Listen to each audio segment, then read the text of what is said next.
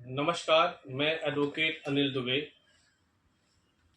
जो सरकार द्वारा एडवोकेट एक्ट 1961 में 35A के अंदर जो अमेंडमेंट करना चाह रहे हैं, जिसके द्वारा वो वकीलों के जो राइट्स हैं स्ट्राइक के, उसको कर्टेल करना चाहते हैं, ख़त्म करना चाहते हैं। मैं उसका विरोध करता हूँ, संपूर्ण रूप से मैं उसका विरोध करता हूँ। मैं सभी अधिवक्ता जो गण हैं पूरे देश में और आम जनता को भी ये बताना चाहता हूँ कि वो किस तरीके के संशोधन करना चाहते हैं और इसका क्या प्रभाव समाज पे पड़ेगा, सभी अधिवक्ता गण पे पड़ेगा। मैं उसको थोड़ा सा डिटेल में यहाँ बताना चाहूँगा।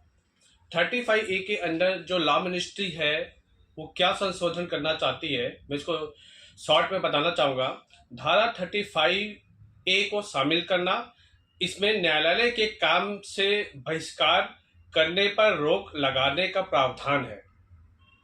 कोर्ट के काम में बहिष्कार या न्यायालय के कामकाज या कोर्ट परिसर में बाधा डालने के सभी आह्वान धारा 35A(1) के अनुसार निषिद्ध है।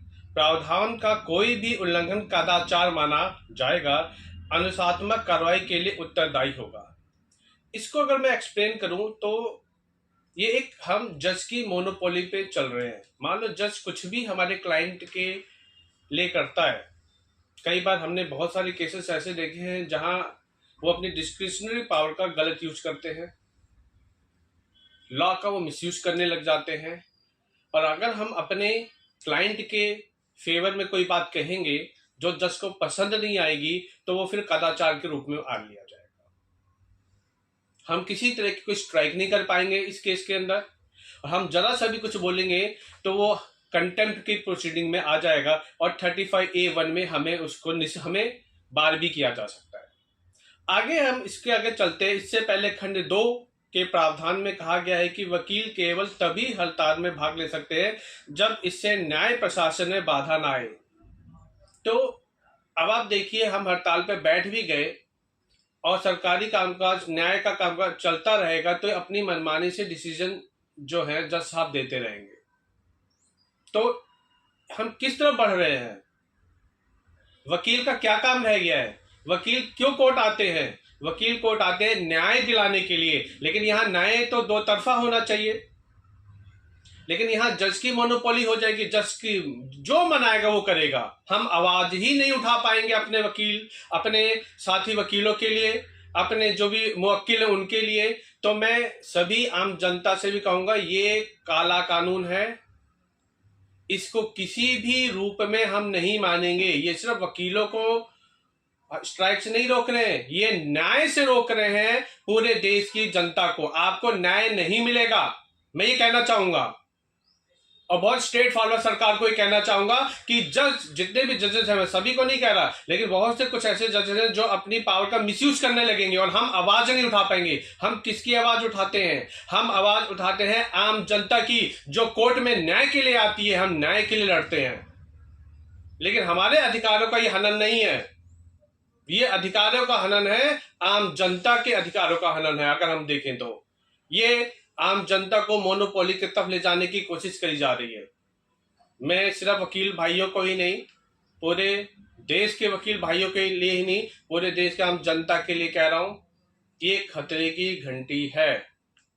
अगर हमारे अधिकारों का हनन होता है, ये हमारे अधिकारों का हनन नहीं है, ये आम जनता के अधिकारों का हनन इनडायरेक्टली किया जा रहा है। हम पूर्ण रूप से इसका विरोध करते हैं। आगे मैं इसमें और कुछ बताना चाहूंगा। हड़ताल और बहिष्कार में शामिल लोगों से निपटने के लिए कमेटी, अगर हम हड़ताल पे चले जाते हैं उसके बावजूद भी, तो धारा 9B क्या कहती है? धारा 9B को कदाचार के आरोपी की जांच के लिए जोड़ा जाएगा। जब वकील धारा 35A का उल्लंघन करते हुए हड़ताल में शामिल होते हैं तो इसमें BCI के विशेष लोक शिकायत निवारण समिति के गठन की बात भी कही गई है। तो मतलब कि कुल मिला के अगर हम इस पूरे अमेंडमेंट को हम देखें तो हमें काम करने के, न्याय दिलाने की प्रक्रिया से रोक रहे हैं।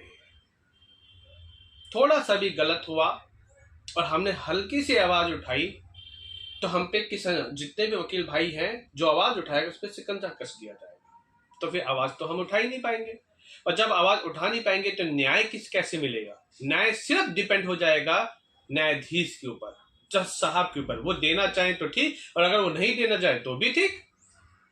तो मैं आम जनता को, समस्त आम जनता को ये कहना चाहता हूं, ये आपके लिए खतरे की घंटी है। हमारे लिए जो है सो है, हम तो आपके लिए लड़ते हैं, लेकिन आपको न्याय नहीं मिलेगा। मैं ये बिल्कुल स्पष्ट शब्दों में बोलता हूं, संपूर्ण रूप से बोल रहा हूं कि फिर पूरी मोनोपोली जज साहब के, न्यायाधीशों के पास आ जाएगी। वो जो मनमर्जी जो चाहे वो करेंगे, जो चाहे। मैं इसलिए कह रहा हूं कि सिर्फ वकील भाइयों को ही नहीं खड़ा होना, वो तो हम सभी वकील भाई खड़े हुए हैं, सभी कोर्ट बार खड़ी हुई है पूरे ऑल इंडिया के अंदर।